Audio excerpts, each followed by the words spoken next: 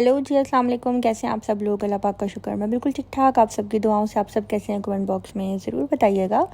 तो जी फ्रेंड्स, आज है मेरा मक्का में लास्ट डे और बहुत से लोग मेरे से पूछ रहे थे कि आप कितने दिन के लिए आई हैं, और मैं आपको बताती चलूँ कि मैं जस्ट 15 डेज़ के लिए यहाँ पे आई हूँ।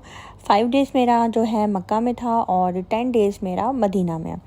तो आज बहुत ज़्यादा उदासी फ़ील हो रही है क्योंकि हमने कल चले जाना है और आज खैर से हम जा रहे हैं मस्जिद आयशा, क्योंकि हमें करना है तीसरा उम्रा। फ़र्स्ट उम्रा हमने घर से एहराम पहना था और सेकंड जो है हमने मदीना से वापसी पे पहना था, और थर्ड उम्रे के लिए हम जा रहे हैं मस्जिद आयशा। तो काफ़ी लोग जो है कहते हैं कि मस्जिद आयशा जो है वो मिकात नहीं बनती, यानी कि जो हम लोग दूसरी कंट्रीज़ से जाते हैं उनको मस्जिद आयशा नहीं, किसी और मस्जिद में जो कि मक्का से काफ़ी दूर बनती हो, मस्जिद आयशा मिकात की जगह नहीं है। तो नबी पाक सल्लल्लाहु अलैहि वसल्लम ने मिकात यानी कि मस्जिद आयशा की तरफ इशारा करके बोला था कि आप यहाँ से एहराम पहन सकते हो। तो काफ़ी लोग इसके ऊपर बहस करते हैं और वो यही कहते हैं कि नहीं नहीं, आपका वहाँ से बनता ही नहीं है। एक्चुअली मक्का के लोगों ने बोला कि हम लोग एहराम पहनने के लिए किधर जाएं, हमारा मिकात कहाँ पे बनता है, हम कहाँ पे जाएं। तो नबी पाक सल्लल्लाहु अलैहि वसल्लम ने मस्जिद आयशा की तरफ इशारा करके बोला कि आप यहाँ पे जाकर अपना एहराम पहन सकते हैं और उम्रे की नियत कर सकते हैं। अब लोगों का कहना ये है कि नबी पाक ने सिर्फ उन लोगों को बोला जो कि मक्का में रहते हैं, तो बाकी उन्होंने ये नहीं कहा कि दूसरी कंट्रीज़ वाले भी यहाँ से आकर करें। तो ये लॉजिक, ये बात मुझे अभी तक समझ में नहीं आई। अगर कहीं पे ऐसा कोई हवाला है, कहीं लिखा हुआ है कि नबी पाक ने सिर्फ बोला है कि जो मक्का में है वो यहाँ से पहने, जो दूसरी कंट्रीज़ से आ रहे हैं वो तो जाहिर सी बात है अपने घर से पहन कर आएंगे या एयरपोर्ट पे पहन सकते हैं, और अगर आप मदीना से आ रहे हैं तब वहाँ से पहन सकते हैं। लेकिन अगर कोई मक्का में रह कर उम्रा करना चाहता है तो वो मस्जिद आयशा जा सकता है। तो खैर, ऐसे टॉपिक पे मुझे तो पसंद नहीं है बहस करना, लेकिन मैं कहती हूँ कि अगर कोई ऐसी बात है ना तो आपको हवाला देकर बात करनी चाहिए। क्योंकि कुछ मेरे जो भी व्लॉग्स गुज़रे हैं उसमें मुझे कुछ लोगों ने कमेंट किया था कि आप मस्जिद आयशा नहीं जाना, वहाँ पे मकात नहीं बनता, ये वो। तो थर्ड उम्रे के लिए मक्का में ही बस खड़ी होती है जो कि लोगों को लेकर जाती है, और उनको कहा जाता है उम्रा करना है तो आपको मस्जिद आयशा जो है हम ले जाते हैं। अभी हम खैर से मस्जिद आयशा जो है पहुंच चुके हैं, और यहाँ पे ये वॉशरूम वाला एरिया है। भी हम यहाँ पे जाएंगे, वज़ू करेंगे और उसके बाद हम लोग नफिल अदा करेंगे। ये अंदर से मस्जिद आयशा है। नफिल मैंने खैर से पढ़ लिए थे और अभी भी टाइम हो रहा है इशा का, और इशा की अज़ान जो है यहाँ पे हो चुकी थी। अभी जब मैं यहाँ पे नफिल अदा करके यानी घर कह रही हूँ, उधर जा रही थी उम्रा करने के लिए, तो मुझे मस्जिद आयशा में ही मेरी सब्सक्राइबर मिली। तो वो अपनी अम्मी को बोल रही थी कि ये स्वीटी जी हैं, तो उनकी अम्मी कहती है नहीं ये स्वीटी जी नहीं है, ये कोई और है। तो जब मैं पास आई तो उन्होंने कहा कि आप स्वीटी जी हैं, मैंने कहा जी। तो वो कराची से थी, वो भी माँ बेटियाँ जो हैं उम्रा करने के लिए गई हुई थी। तो बहुत बहुत बहुत अच्छा फ़ील होता है जब इतनी बड़ी जगह पर आपको आपके सब्सक्राइबर, जान पहचान वाले लोग मिल जाए, क्योंकि यहाँ पे तो अपने ही गुम जाते हैं, इतना रश होता है यहाँ पे। तो शुक्र अल्लाह पाक का कि अल्लाह पाक ने इतनी इज़्ज़त मुझे दी है। यहाँ पे भी हम आ गए उम्रा करने के लिए। आज दिल इतना उदास हो रहा था ना, इतना उदास कि मैं आपको बता नहीं सकती। अब कुछ लोग ये भी कह रहे हैं कि यार बस भी कर दो, अब कितने व्लॉग्स दिखाओगे अल्लाह के घर के। तो मैं आपसे कहूँगी कि यार मेरा दिल ही नहीं भरा, मेरा तो दिल कर रहा है मैं सारा साल अल्लाह के घर के ही व्लॉग्स लगाती रहूँ। इतनी खूबसूरत पाक साफ़ जगह, उसको देखकर मेरा नहीं आगे किसी को बोर भी होना चाहिए। बाकी मैं डेली व्लॉगिंग करती हूँ, उससे अगर आप लोग जाकर देखें मेरी जो डेली व्लॉगिंग है उसमें मैंने बीच में काफ़ी ज़्यादा गैप लिया है, और उस गैप के चक्कर में जो है मैंने व्लॉग्स नहीं अपलोड किए थे। ये छोटे छोटे क्लिप्स जो मैंने बना कर रखे हुए थे पूरे दिन जो भी बनाती थी, वो फिर मैं अब एडिट करके आपको दिखा रही हूँ। हाँ, अगर मैंने वहीं पे बैठकर ही आपको दिखा दिया होता तो शायद आप लोग मुझे ऐसा ना कहते, लेकिन मेरा जो काम है, बाकी जो मेरी मेमोरीज़ हैं और ये मेरे ब्यूटीफुल डेज़ थे जो कि मैं आपके साथ शेयर कर रही हूँ, और मैं अपनी जो है सेव भी कर रही हूँ अपने लिए। यहाँ पे हम लोग उम्रा कर रहे हैं और आज इतना ज़्यादा रश था, इतना रश था ना कि मैं आपको बता नहीं सकती। तो यहाँ पे ये आगे इमाम काबा जो हैं वो भी उम्रा कर रहे हैं, और ये अक्सर इशा के टाइम जो है ना उम्रा करने के लिए यहाँ पे आते हैं।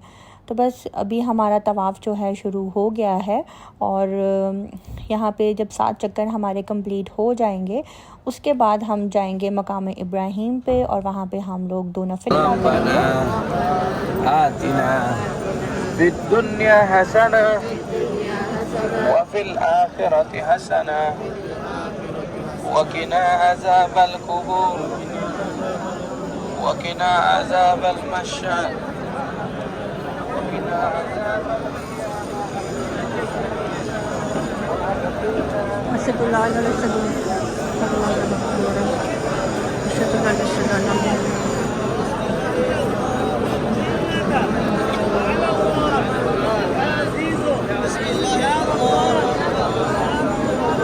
और जी उम्रा करना जो है बहुत आसान है और बहुत से लोगों को जो है ना उम्रे पे जाने से पहले बहुत डर लग रहा होता है कि पता नहीं हमसे कोई गलती ना हो जाए, हम कर पाएंगे भी कि नहीं कर पाएंगे।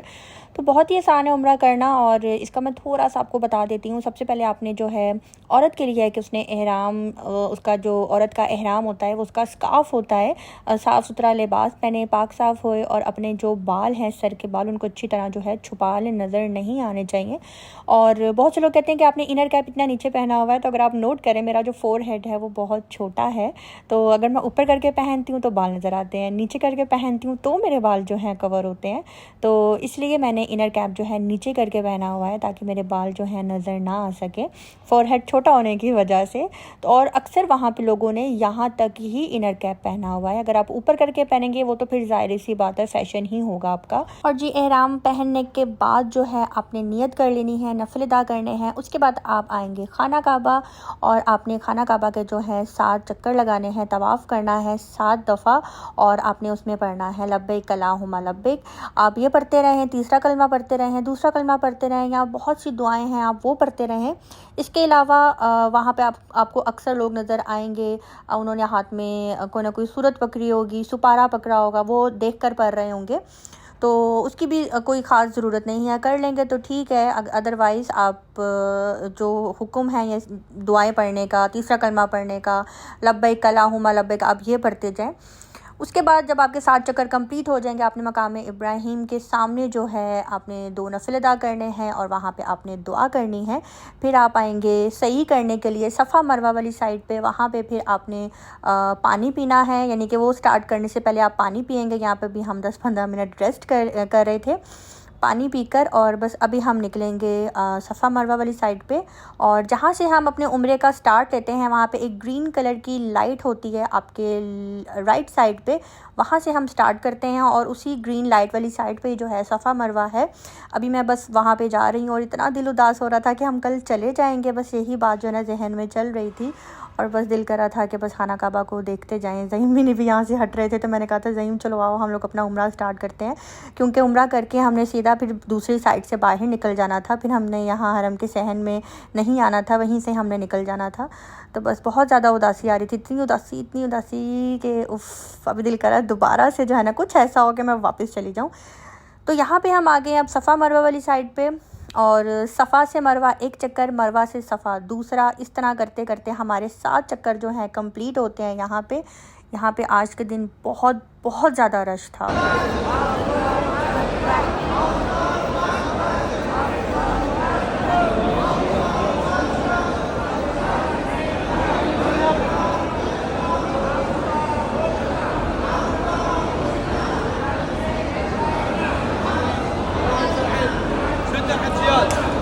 يلا ماما امشي العيني.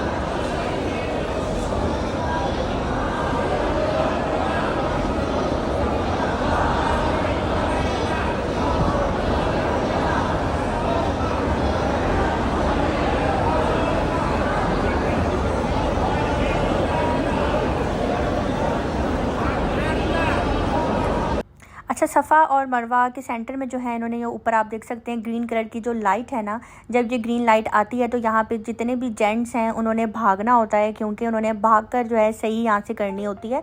और उसके बाद आगे जाके आप बिल्कुल नॉर्मल जिस तरह से आप चल सकते हैं वैसे आप चलें। बस इस ग्रीन लाइट के नीचे जो है ना मर्द को हुक्म है भागने का, तो बस यहाँ पे वो भाग रहे हैं अभी। और इतना आसान है उम्रा करना। बस जब हमने जाना होता है ना तो हमारे जहन में तरह तरह की बातें चल रही होती हैं, पता नहीं हमसे उम्रा ठीक से हो पाएगा भी कि नहीं हो पाएगा। तो जितने भी बेसिक जो चीज़ें थी मैंने वो आप लोगों को बताई है। अभी हमारा यहाँ पे उम्रा हो चुका है और अभी हम बैठे हैं। अभी हमने मरवा के पहाड़ के साइड पे हम बैठे हुए हैं। उन्होंने अपना थोड़ा सा जो है ना पीस रहने दिया हुआ है, सफ़ा का भी और मरवा का भी, कि लोग उसको देख सके। हम जाते हैं वहाँ पे, देखा है हमने अपनी आंखों से। और कल वाले व्लॉग में मैंने आपको उसके ऊपर चलकर भी दिखाया था कि कितना मुश्किल है। तो अभी मैं ज़हीम की जो है ना टांगे दबा रही हूँ। ज़हीम को बहुत पेन हो रहा था क्योंकि खाना काबा का जो तवाफ़ है वो इतना मुश्किल नहीं लगता जितना ये सफ़ा मरवा पे जब हम लोग चलते हैं। ये 7 चक्कर बहुत बहुत टफ़ हो जाते हैं। तो यहाँ पे जी अपने हस्बैंड से ही मैं अपने बाल कट करवा रही हूँ और यही सबसे बेहतरीन तरीका है कि अगर आपके हस्बैंड या आपके जो है बाल कट करें तो जस्ट मैं आप लोगों को दिखाने के लिए, और ये एक उंगली के ऊपर लुपेट कर जो है ना बालों की उतनी कटिंग करनी होती है। सिर्फ दिखा रही हूँ क्योंकि बहुत से लोगों ने मुझे बोला कि आपने हर चीज़ इतनी डिटेल से दिखाई है, इतनी डिटेल से बताई है, तो आप थोड़ा सा जो है ना उम्रे का भी बताएं थोड़ा डिटेल में हमें कि उम्रा जो है किस तरह से होगा।